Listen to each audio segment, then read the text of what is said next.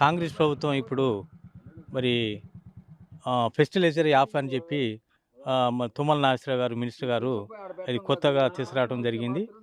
ఇదేందంటే దీనివల్ల రైతులకి చాలా ఇబ్బందికరంగా ఉన్నది.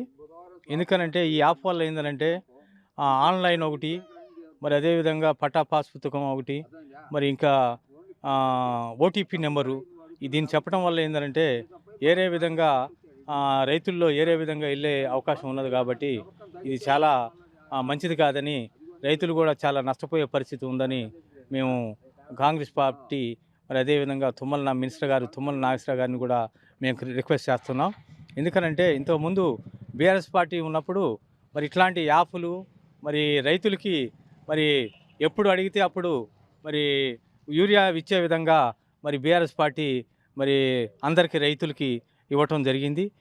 అట్లా ఇస్తేనే బాగుండిద్దని పాత పద్ధతి విధానంలోనే యూరియా ఇస్తే బాగుండిద్దని మరి బీఆర్ఎస్ పార్టీ తరఫున నేను మినిస్టర్ గారికి విన్నవించుకుంటున్నాం.